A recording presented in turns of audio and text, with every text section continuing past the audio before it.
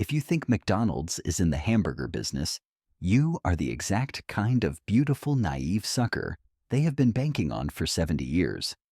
Stop looking at the menu and start looking at the dirt underneath your feet, because that is where the real money is buried. Let me hit you with a number that should make you choke on your McFlurry. $42 billion. That is the rough value of the real estate assets sitting on the books of the Golden Arches. They are not the king of burgers. They are the undisputed heavyweight emperors of commercial real estate, masking a ruthless property empire behind a friendly clown and a happy meal. You walk into a McDonald's, and what do you see? You see a teenager struggling with a deep fryer. You see questionable meat patties sizzling on a grill, and you see families shoving cholesterol into their faces. But when I look at a McDonald's, I don't see a restaurant. I see a landlord, a vicious, genius, blood-sucking landlord that has tricked the entire world into paying its mortgage. You think those franchisees, the poor guys actually running the shop, are flipping burgers to make a profit on food? Please. They are essentially sharecroppers on Ray Kroc's plantation, sweating over a hot grill just to pay the rent. And the rent is astronomical. Here is the dirty little secret that Wall Street whispers about at cocktail parties while laughing at the retail investors. McDonald's makes more money collecting rent than they do selling food. It is the greatest sleight of hand in corporate history. They built a Trojan horse out of sesame seed buns, wheeled it into every prime corner of every major city on earth. And while you were distracted by the secret sauce, they bought the ground right out from under you. They are not competing with Burger King or Wendy's. In reality, they are competing with the Catholic Church for the title of Who Owns the Most Earth. So, how did this happen?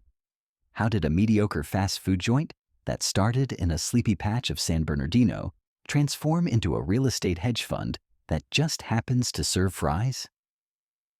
It wasn't an accident. It wasn't luck. It was a calculated, cold-blooded pivot born out of desperation.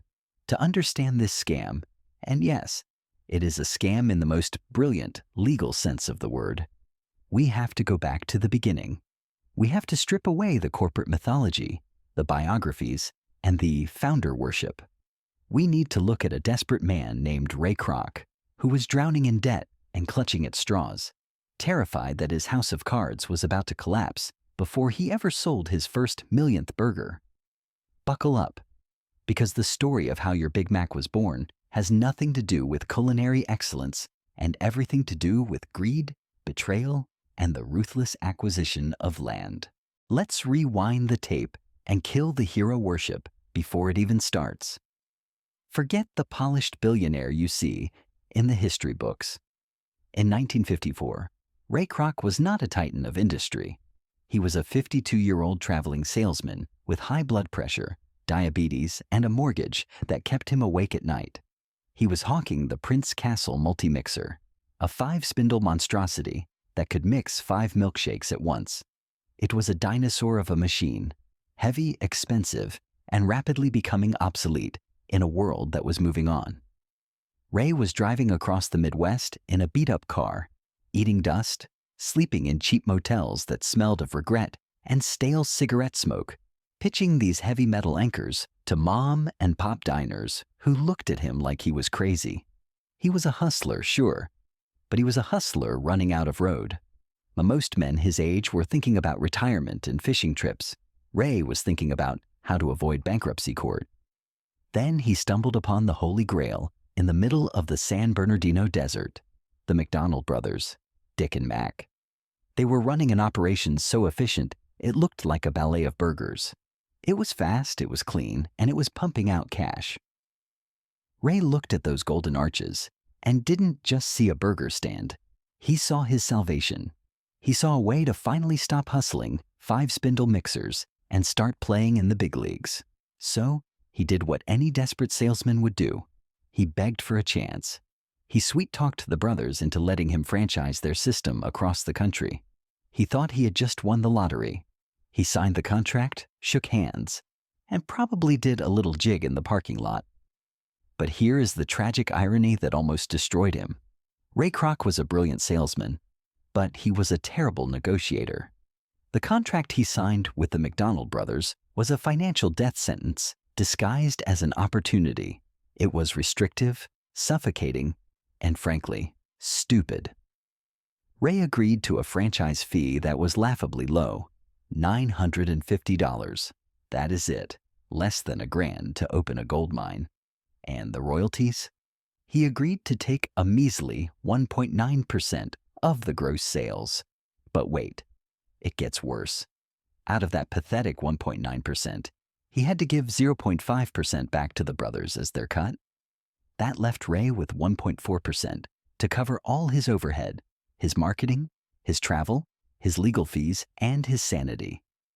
He was doing all the heavy lifting, flying around the country, recruiting franchisees, fighting with zoning boards, and building the brand brick by brick, while the brothers sat in California collecting checks for doing absolutely nothing. By 1956, the McDonald's empire was growing like a weed. Franchisees were popping up in suburbs everywhere, flipping burgers and making decent money. To the outside world, Ray Kroc was a success. He was the man. But looking at his bank account was like looking at a crime scene. He was bleeding cash. He was literally expanding himself into poverty. The more franchises he opened, the more money he lost because the cost of servicing those franchises was higher than the crumbs he was collecting in royalties. He was the king of burgers, but he couldn't afford a crown. He was a hamster running on a golden wheel, spinning faster and faster, sweating through his suits, terrifyingly close to a heart attack, realizing too late that he had sold his soul for a business model that was mathematically impossible. He wasn't a tycoon. He was a glorified volunteer for the McDonald brothers. While Ray Kroc was busy hyperventilating over his ledger, sweating through his shirt, and wondering if he would have to go back to selling paper cups, Destiny walked through the door. But Destiny didn't look like a savior. It didn't look like a hero. It looked like a bored, chain-smoking accountant named Harry J. Sonneborn. If Ray Kroc was the loud, manic beating heart of McDonald's, Harry Sonneborn was the cold, calculating reptilian brain. He was a financial wizard who had cut his teeth at Tasty Freeze, and he wasn't interested in the romance of the grill. He didn't care about the crispness of the fries or the smile on the counter girl's face. Harry cared about one thing, and one thing only: the bottom line. You have to understand the contrast here. Ray was a dreamer. He was emotional, impulsive, and addicted to the adrenaline of the sale. He wanted to be loved. He wanted to be famous. Harry Sonneborn was the exact opposite.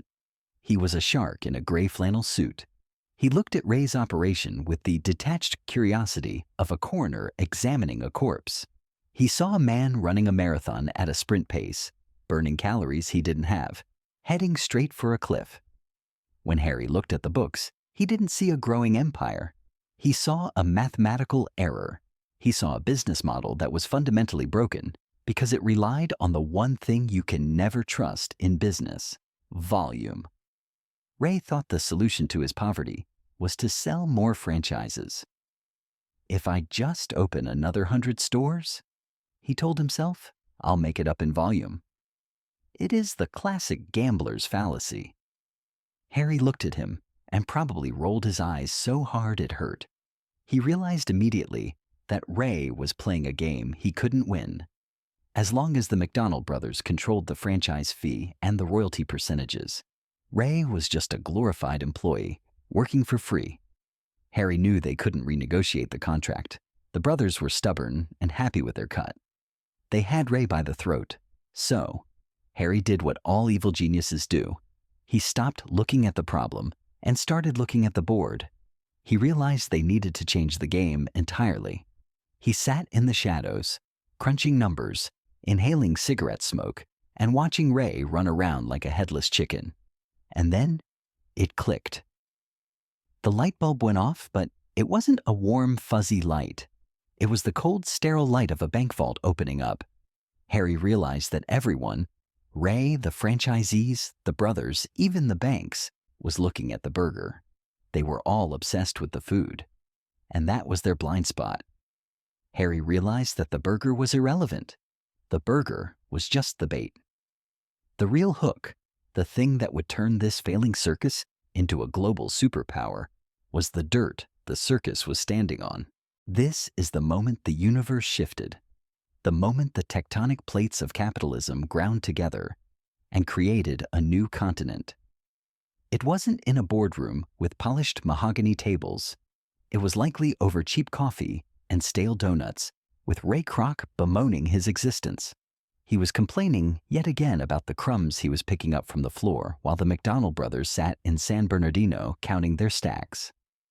Harry Sonneborn listened, took a drag of his cigarette, and then delivered the line that should be engraved on the tombstone of every naive entrepreneur who thinks product quality matters more than leverage. He looked Ray dead in the eye and said, "Mr. Kroc, you are confused. You don't understand what business you are in." Ray probably sputtered, pointing at the golden arches, pointing at the fries, pointing at the systems he had spent years perfecting. "Of course I know what business I'm in. I'm selling the best damn hamburgers in America." Harry shook his head, with the pitying look a professor gives a slow student. "No, Ray, you're not in the burger business. You are in the real estate business." Silence. Absolute, deafening silence. You could hear a pin drop, or perhaps the sound of Ray's worldview shattering into a million pieces. Harry laid it out, and it was brutal in its simplicity. "The reason you are broke, Ray, is because you are trying to make money off a 15-cent burger. You get a sliver of a sliver. It's a loser's game. We shouldn't be selling franchises. We should be selling locations." Here was the revelation. The franchisee needs a place to cook. They need a building. They need land. If Ray Kroc went out and leased the land himself, or better yet, bought it on a mortgage, he could then sublease it to the franchisee. And here is the kicker, the absolute genius twist of the knife. He would charge them a markup. He would charge them rent that was guaranteed, regardless of whether they sold 1,000,000 burgers or 10. And that rent? It would fluctuate based on their sales. If they did better, the rent went up. Ray Kroc had been trying to be the conductor of an orchestra, waving his baton and hoping people would pay for the music. Harry told him to buy the concert hall. "Let them cook the burgers, Ray. Let them sweat over the fryer. Let them worry about the health inspector and the unruly teenagers. We will own the dirt they stand on. And if they don't follow our rules, we don't just take away their franchise license. We evict them. We kick them out onto the street." It was a shift from being a partner to being a landlord. A shift from seeking cooperation to demanding submission. In that moment, the Hamburger King died, and the real estate tycoon was born. The burger was no longer the product. The burger was just the mechanism the tenant used to pay Ray Kroc's mortgage. So in 1956, the Franchise Realty Corporation was born. It sounds like the name of a boring shell company you'd find in the Panama Papers. And honestly, that's not far off. This was the engine room of the Death Star. The plan was simple, elegant, and absolutely devious. Ray Kroc would go out and find a prime location. A corner lot, near a school, near a church, somewhere with heavy foot traffic. He would lease the land himself for a fixed period, say 20 years. Let's say he leased it for $1,000 a month. Then he would turn around to the franchisee, the guy with the dream, the guy with the spatula, and say, "Great news, buddy. I found the perfect spot for your McDonald's. I'll sublease it to you." But he wasn't passing on the savings. Oh no. He would mark up that rent by 20 to 40%. Before the first fry was even dipped in oil, Ray Kroc was making a profit on the dirt. He was an arbitrageur of asphalt. But here is where the money machine turned from clever to diabolical. The lease agreement required the franchisee to pay either that marked up base rent or a percentage of their gross sales, usually around 5%, whichever was higher. Do you see the trap? If the franchisee struggled, Ray still got his marked up rent, covering his costs, and then some. But if the franchisee was successful, if they worked 18-hour days, marketed like crazy, and sold 1,000,000 burgers, Ray got a cut of every single dollar. The franchisee was effectively paying a success tax to their own landlord. It was a parasitic masterpiece. Ray Kroc didn't have to flip a single burger. He didn't have to clean the grease traps. He didn't have to deal with angry customers. He just sat back and collected checks. And the beauty of it was that he was using the bank's money to buy the land, and the franchisee's labor to pay off the bank's loan. The franchisee was paying off Ray's mortgage for him. It is the ultimate capitalist dream, using other people's money and other people's sweat to build your own equity. This structure did something else too. It gave Ray total dictatorial control. In the old days, if a franchisee decided to sell pizza instead of burgers, or wanted to paint the arches blue, Ray could only threaten to take away the franchise license.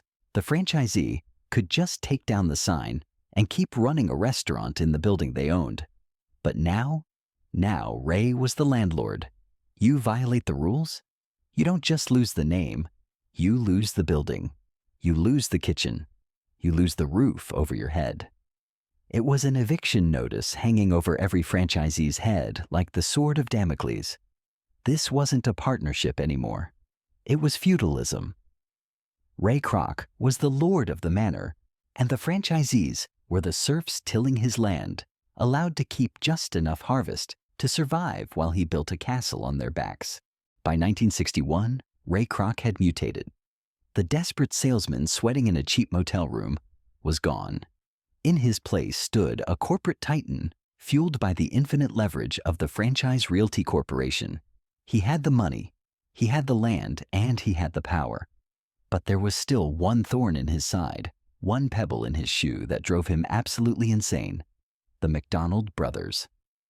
They were still there, sitting in San Bernardino, happy with their small lives, refusing to modernize, refusing to change, and worst of all, refusing to let Ray fully unleash the beast. To Ray, they weren't founders anymore. They were an obstruction. They were small-minded peasants squatting on his empire. It was time for a hostile takeover. Ray asked for a price. He wanted them out completely. He wanted the name, the rights, the golden arches, the ketchup recipe, everything. Dick and Mac, probably thinking they were being clever, threw out a number they thought was astronomical: $2.7 million. $1 million for Dick, $1 million for Mac, and $700,000 to pay Uncle Sam. In 1961, that was retire to a private island money. They thought they were robbing Ray blind. Ray stormed out of the meeting, furious, cursing the sky. But deep down, the shark in him knew it was a steal. He scrambled. He borrowed at usurious rates. He mortgaged his future. But he came up with the cash. He bought the brothers out. But the transaction didn't end with a check. It ended with the most expensive handshake in human history. During the negotiations, the brothers had one last request. They wanted to keep their original store in San Bernardino, the one that started it all. And they wanted a gentleman's agreement for a royalty of 0.5% of all future sales of the company. A tiny sliver. A crumb. Ray, smiling that salesman's smile, looked them in the eye and said, "Sure, but I can't put it in the contract. The investors won't like it. Let's just shake on it." The brothers, believing in the honor of men, shook his hand. They handed over the keys to the kingdom for a pile of cash and a promise. Spoiler alert: Ray Kroc never paid them a dime of that royalty, not a single cent. He claimed that since it wasn't in writing, it didn't exist. If the brothers had that contract in writing, their estate would be receiving hundreds of millions of dollars a year today. But Ray didn't just stiff them on the bill. He went for the jugular. Because the brothers kept the original store, Ray legally forced them to remove the name McDonald's from the sign. The founders of McDonald's were forbidden from using their own name. They renamed it the Big M. And then, in a move so petty and so vindictive it borders on supervillainy, Ray Kroc opened a brand new McDonald's exactly 1 block away from the big scene at theirs, the Big M. He used his superior supply chain to undercut their prices. He used his marketing to steal their customers. And he drove the very men who invented the system out of business. He didn't just beat them, he erased them. He took their name, he took their idea, he took their money, and then he bulldozed their legacy into the dust. Fast forward to today, and let's take a look at the monster Ray Kroc created. If you peel back the wrapper of the McDonald's Corporation, you won't find a kitchen, you will find a bank vault. Today, McDonald's is the single largest owner of real estate in the world, eclipsed only perhaps by the Catholic Church. But unlike the Pope, McDonald's demands its tithe every single month, rain or shine. We are talking about tens of billions of dollars in tangible assets. We are talking about the most valuable corners, intersections, and highway exits on the face of the planet. They own the dirt under the feet of millions of people in over 100 countries. You need to understand the financial gravity of this. When you look at their balance sheet, the food part of the business is almost a rounding error compared to the property value. In recent years, a staggering percentage of their total revenue comes from franchisees paying rent and royalties. The company operates a tiny fraction of the restaurants themselves, usually just enough to test new products and keep a finger on the pulse. The rest, the other 90-something%, that is pure passive income. They are a real estate investment trust, REIT, masquerading as a fast food chain. They are a hedge fund that just happens to sell nuggets. Think about the genius of this model during a recession. When the economy tanks, people still need to eat cheap food, so the burgers keep selling. But even if sales dip, the land value, that holds, that appreciates. While other restaurant chains are panicking about the price of potatoes or a shortage of beef, McDonald's is sitting on a portfolio of land that is virtually inflation-proof. They have hedged their bets so perfectly that they cannot lose. If a franchisee fails because they can't sell enough Big Macs to cover the rent, McDonald's doesn't cry. They just evict the tenant, keep the equipment, keep the building, and find the next dreamer with a life savings to burn who wants to take a crack at the title. This is why Wall Street loves them. They don't have the volatility of a food business. They have the stability of a landlord. When you buy a share of McDonald's stock, you aren't betting on the popularity of the McRib. You are betting on global real estate prices. You are betting on the fact that prime commercial real estate in Tokyo, London, New York, and Paris will always be valuable. The burger is simply the mechanism, the physical token, that allows them to monetize that real estate. It is a token of exchange. You hand over $5 for a meal, and mathematically, only a fraction of that pays for the meat, the bun, and the labor. The rest is rent. You are eating a mortgage payment. So the next time you drive past those golden arches, don't look at them as a symbol of American culinary culture. Look at them as a flag planted in the ground, a keep-out sign, a marker of territory. They are the modern-day feudal lords, and the rest of the business world is just paying tribute. They figured out the cheat code to capitalism. Stop trying to sell the product and start owning the marketplace. Ray Kroc didn't just want to sell you a burger. He wanted to own the place where you stood while you ate it. And the terrifying reality is, he won. He bought the world, one hamburger at a time. So, what is the moral of this greasy, calorie-laden fable? If you are looking for a heartwarming story about hard work paying off, you are reading the wrong script. The story of McDonald's is a brutal cold shower for anyone who believes that having a good product is enough. The McDonald brothers had a good product. In fact, they had a perfect product. They were artists of efficiency, geniuses of the grill. And what did it get them? It got them erased. They walked away with a pocket full of cash that inflation ate up decades ago, while the man who stole their idea became an icon of American industry. Why? Because they were obsessed with the burger, and Ray Kroc was obsessed with the empire. This is the difference between the rich and the wealthy. The rich work for money. The wealthy have their assets work for them. The McDonald brothers were operators. They wanted to run a restaurant. Ray Kroc was a capitalist. He wanted to own the system. He understood that the real game isn't about making the best thing. It's about controlling the platform on which the thing is sold. He didn't build a better mousetrap. He bought the floor the mice walked on. He realized that true power comes from ownership. Ownership of the land, ownership of the contract, ownership of the brand. There is a terrifying lesson here for you. Sitting there with your startup idea or your small business dream. Do not be naive. Business is not a gentleman's game. It is a contact sport played with sharpened elbows and ironclad contracts. That handshake deal Ray made with the brothers, that is the most expensive lesson in business history. If it isn't on paper, it doesn't exist.